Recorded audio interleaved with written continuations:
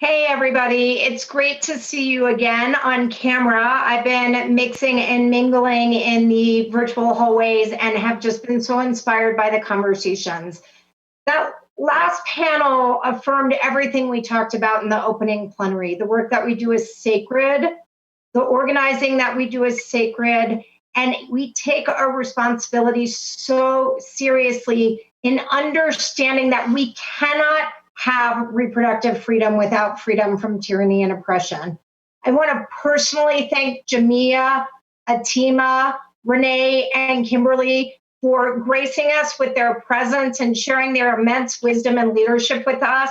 We are so honored to work with Renee and Kimberly on our board of directors and to work as partners and allies with Atima and Jamia. They are just fabulous leaders. And if you had never met them before today, please follow them on Twitter, on all social media, and learn from them every day the way I try to. We know at NARAL that white supremacy and reproductive oppression are completely intertwined, and we are working every day to make sure that internally and externally, through our programs, through our politics, through our systems, that we are working to dismantle the white supremacy that uses reproductive oppression to keep people, particularly people of color and certainly Black people in this country, down. And I hope that you have not just learned from that panel, but as we've been offering our members more and more trainings on racial justice and how to be aspiring allies, that you will join me in taking them, because I am learning every single day. Together, I know we can fight today, in November, and beyond November for freedom and the dignity of every human being that needs their fundamental rights affirmed.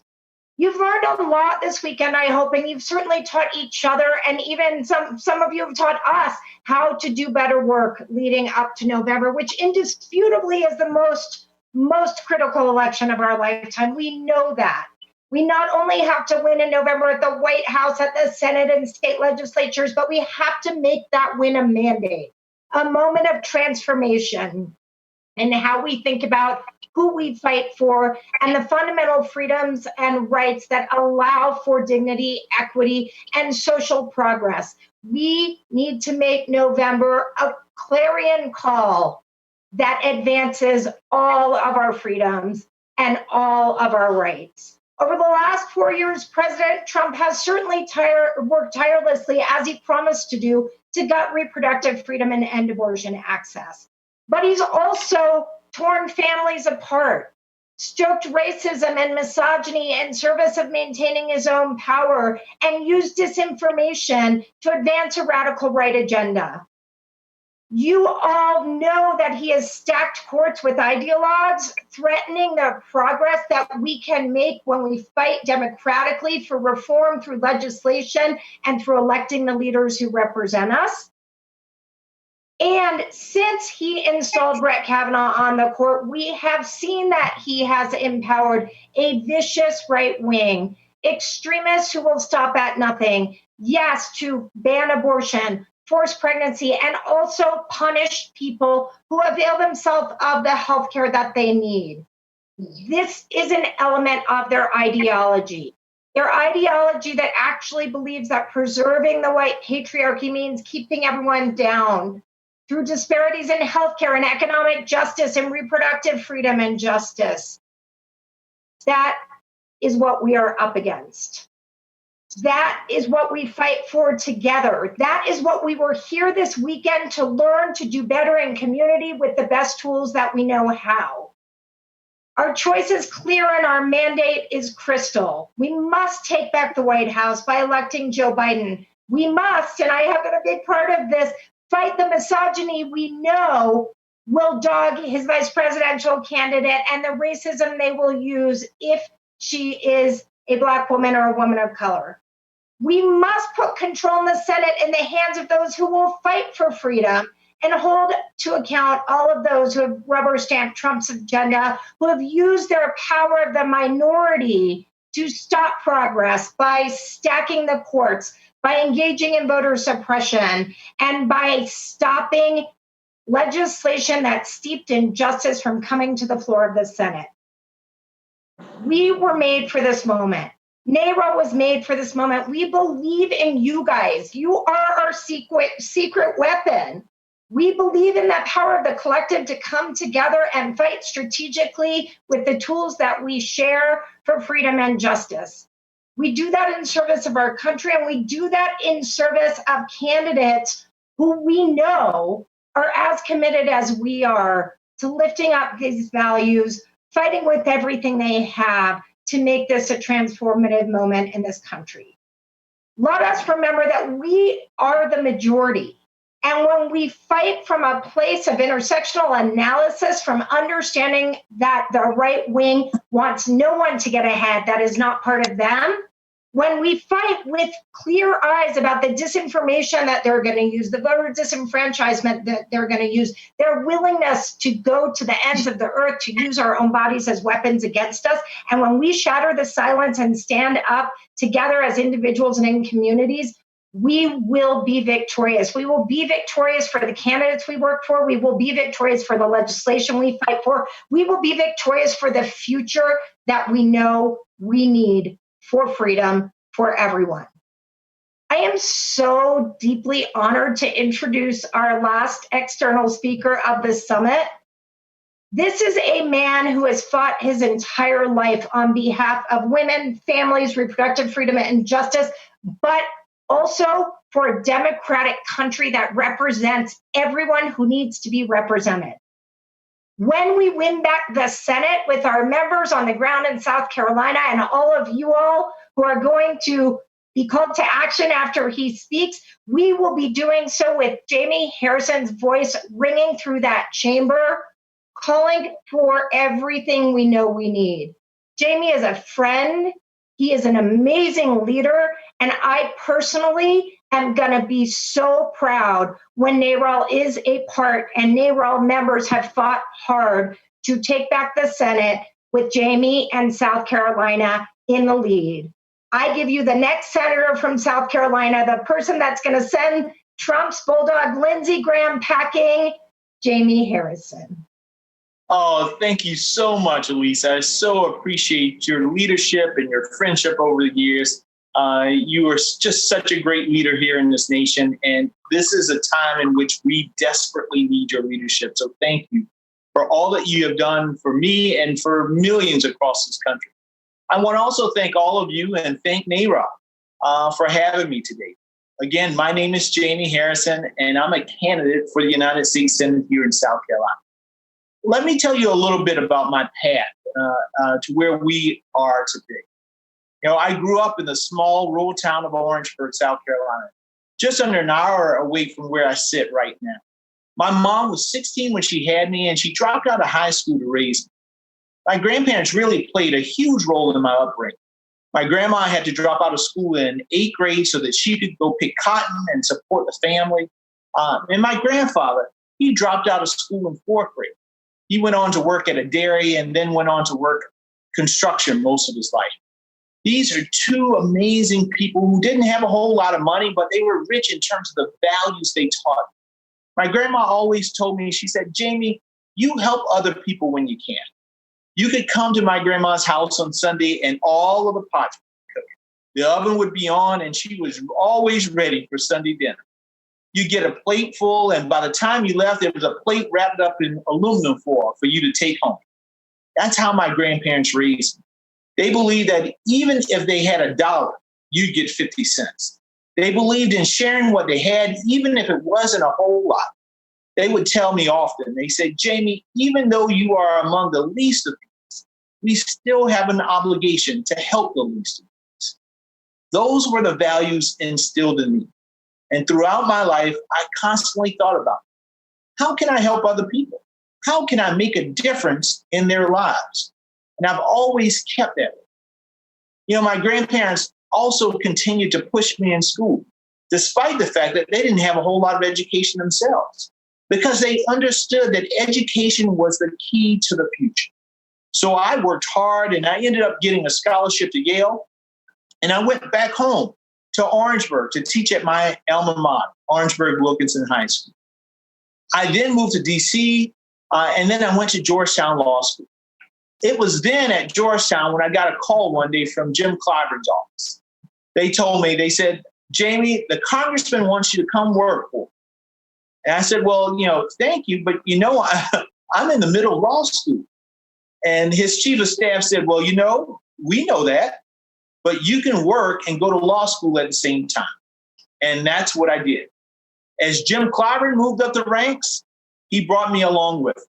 He became the chair of the House Democratic Caucus, and he named me executive director. I was the first African-American in its 200-plus year history. I also became the first African-American floor director in House history. And one of my proudest accomplishments during that period was working hard to get the votes to pass the Lilly Ledbetter Fair Pay Act, the very first bill signed into law by President Obama, which helps us work toward an equal pay in this country even today. After working in D.C., I convinced my wife to move back with me to South Carolina.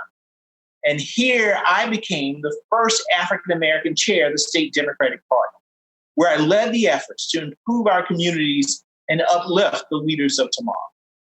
And today, I have a 1-year-old baby boy here at home and a 5-year-old who thinks he's going on 25. I'm blessed to have an amazing wife who's a law professor. She's an artist. She's a writer. She is my backbone. She's my rock. And she has supported me to make this campaign possible. I'm running to make sure that my story of achieving the American dream is not an outlier. I'm running so that every little boy and girl in Orangeburg and across South Carolina have the opportunity, the same shot at success that I had.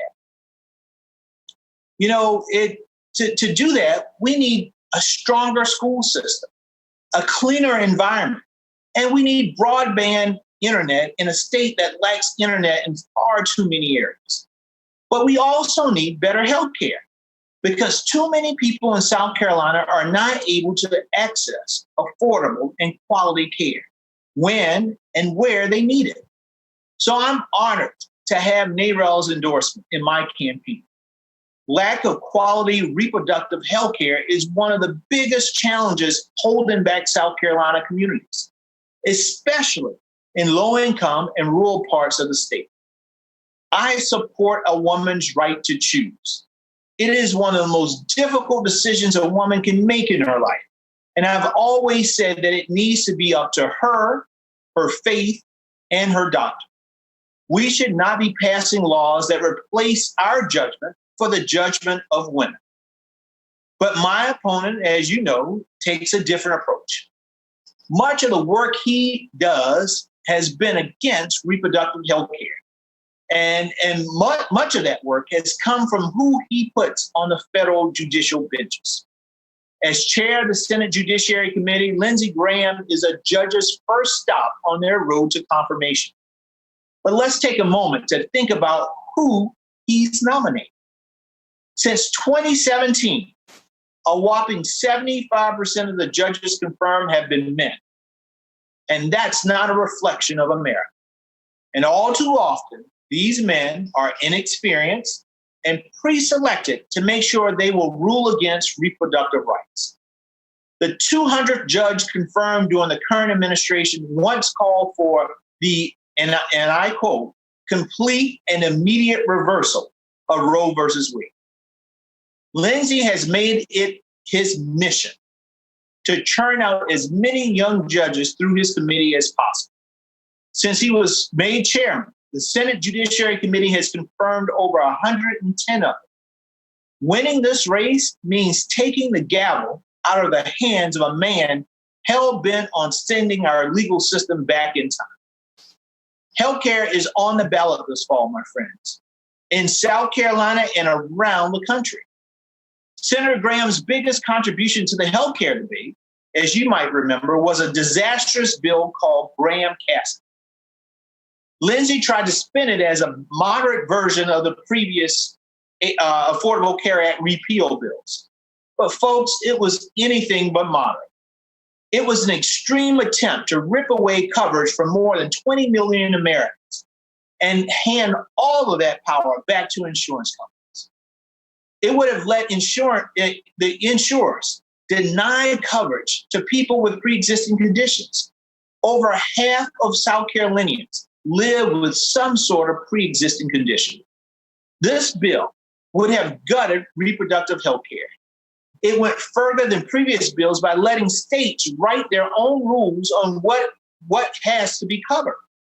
This would have allowed insurance companies to sell plans without contraceptive coverage, a requirement under the Affordable Care Act. It even had provisions that would ban the use of Medicaid dollars to pay for treatment at Planned Parenthood health centers, two of which are in Charleston and Columbia, right here in South Carolina. Graham Cassidy was so extreme that it could not even get a vote in the Republican-controlled Senate. South Carolina is a place with wide health disparities, and it's been that way for far too long. Like in many states, we have seen this inequality come to the forefront during this pandemic. While African Americans make up 27% of South Carolina's population, 41% of reported coronavirus deaths and a full 34% of confirmed cases have been African Americans. We are also too far behind when it comes to women's health care. Just 2 years ago, 14 of our 46 counties here in South Carolina had no OBGYNs. South Carolina also ranks 8th to last for maternal mortality among new mothers. At 25.5 deaths per 100,000 live births, South Carolina is losing young mothers at a rate far above the national average. And the maternal mortality rate for African American mothers is more than triple the rate observed for white mothers in the state. Clearly, my friends, there is so much work to do. But to do it, we need leadership that will put real action behind words.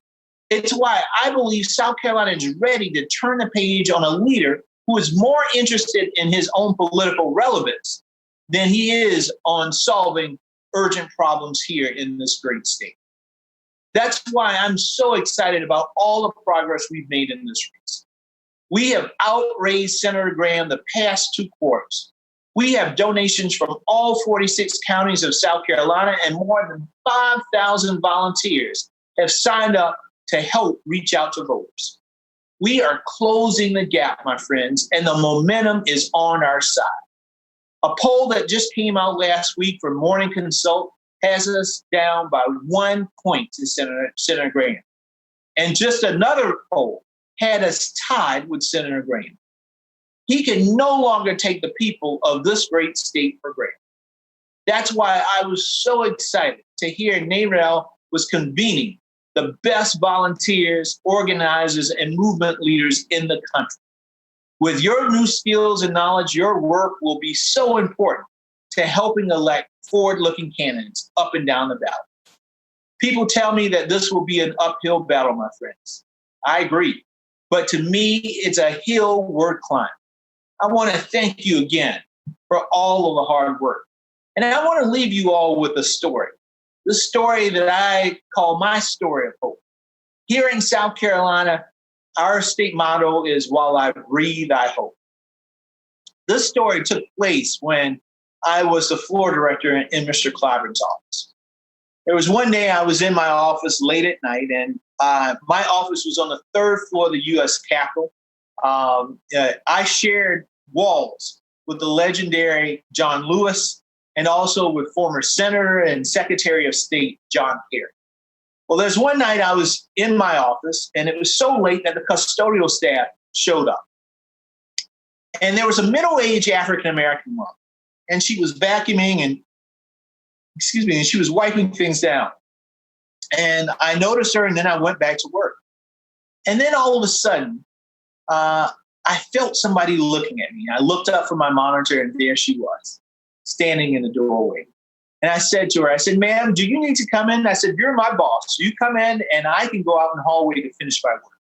She smiled at me. She said, "You know, I come and clean your office every night. You have a really nice office." And I said, "Thank you, ma'am. I really appreciate it." She said, Are you from South Carolina? I said, "Yes, ma'am, I am from South Carolina." She said, are you from Orangeburg?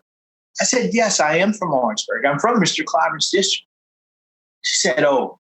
And she walked over to my wall and she picked up one of the pictures near the wall. And she said, you know, I look at your pictures all the time. You have really nice pictures. Is this a picture of your family? I said, yes, ma'am, it is my family. Is this your mother? Yes, ma'am, that's my mom. Is your mom's name Patricia? Patricia Harrison? Yes, ma'am, my mom's name is Patricia Harrison.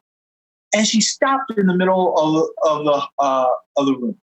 And she put her hand up to her mouth and she started shaking. And she said, oh my God, I know your mother. I went to high school with your mom. I remember when your mom became pregnant and had to stop school in order to have you. And tears start flowing from her face. And she came up and she hugged me. And she said to me, she said, I would have never thought that Patricia Harrison's son would be right. You give me hope. And my friends, that is what this election's all about. It's not about me. It's not about Lindsey Graham. It's not about Joe Biden or Donald Trump. It's about the millions of people across this country who, when they wake up in the morning, they open the newspapers, they turn on the television, they listen to the radio, all they hear is hatred and bigotry and discrimination. Those folks have given up all hope, but it's incumbent upon all of us to give them hope back. You know, Dr. King, in his letter from a Birmingham jail, once said, he said, we will have to repent in this generation, not merely for the hateful words and actions of the bad people, but for the appalling silence of the good. My friends, we across this nation have to stand up and say in one unified and clear voice, enough is enough. Enough is enough with the hate. Enough is enough with the discrimination. Enough is enough with the divisions that we see in this nation. And we have the opportunity to turn the page. We can do it here in South Carolina, in the South, in this seat, a seat that was held by Strom Thurmond, by John C. Calhoun, by a man called Ben Pitchfork Tillman, who said on the floor of the U.S. Senate he would talk about the joys of lynching of Black folks. We have the opportunity to turn that page, to close a chapter on the Old South, start a whole new book called The New South, a New South that is bold, that is inclusive, that is diverse. And we can do it in this race and races across the South, but we can do it in all races across this great nation. And so I want to thank you all from the bottom of my heart. And like I told you, here in South Carolina, our state motto is, while I breathe, I hope. But I like to make my addition to that. Not only will we breathe, not only will we hope, but in order to bring hope back to South Carolina and across this country, we also must hope. So thank you again for the support. Thank you for all that you are going to do. I know you all are going to make some calls for me as well. I can't tell you how excited I am, because we are going to bring hope back to this great nation. Thank you, Elise. Thank you, NARAL. I am here with you. I'm in the trenches, and we're going to do it this election cycle. Wow. Thank you so much, Jamie. That means a lot. To everyone, what a powerful call to action. And I know many of you have been with us all weekend, so many hours. But how can you, after hearing such inspirational words from South Carolina's next Senator, Jamie Harrison, how can you not end your weekend by making some calls for Jamie? And that's what we're going to do before we close out this amazing summit. You all, I have learned so much from attendees here. I have connected with people in so many parts of the country, and I have learned so much. And I really hope that you as well are benefiting from this amazing experience. I want to know in the chat box right now, what is a top lesson that you are taking away after spending however much time you spent at the Activist Summit? I want to know in the chat right now, what are you taking away? I really want to know because this has been a project that I have been working on for many, many months. And I want to make sure that I've done my job and that you are inspired. I want to make sure that we can count on you with less than 90 days to go before the election. I want to make sure that NARAL, that the movement for reproductive freedom, that the movement for Black lives, that all of our movements that intersect, because none of us have single issue identities. I want to make sure that you are going to be a part of our work this election cycle and beyond. So right now, if you haven't already, post in the chat box. I'm going to be able to see very shortly what you all are posting, what you all are learning. I really, really appreciate the calls to action. Thank you all so much. I also want to share that here's the other reason I want you to make calls for Jamie Harrison. I know you're tired. I need you to make at least 15 calls tonight for Jamie Harrison. You're going to regret it if we wake up like we did after Election Day in 2016 and we don't have the results that we assumed. Not just wanted, that a lot of us assumed. I assumed. I'm sure many of you assumed. We cannot afford that to happen again. Time is one of the most critical resources right now in the 2020 election. I want you to let your family know you're going to be late to the next meal. I want you to put your life on hold for a little bit longer.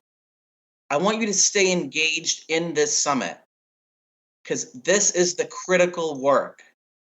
This is the critical work to save our country. And I want to make sure that you are a part of it. At this very moment, our phone bank training is about to get started. We have an amazing phone bank team.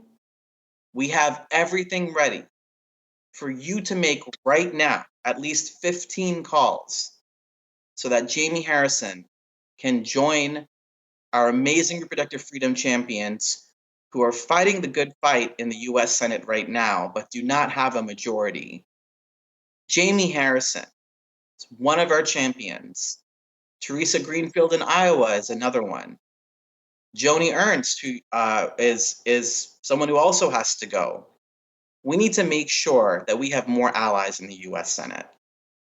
So with that being said, I welcome all of you to click on the link right now in the chat box. Join this phone bank. I need you. Jamie needs you. NARAL needs you.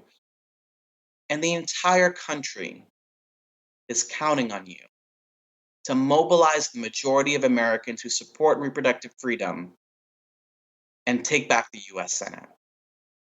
I truly hope you are leaving this summit with the tools you need to organize with us for victories. I'm done talking because actions speak louder than words. If you value what we built here, you will make an action right now and make at least 15 calls, hopefully more, at least 15 calls for Jamie right now. That's it. Thank you all so much. Let's move to action. Let's make some victories in November happen. Let's go make calls. Bye, everyone. I'll see you in the phone bank. Click on the link in the chat box or navigate over to the sessions area of this platform. Bye, everyone, and thank you so much.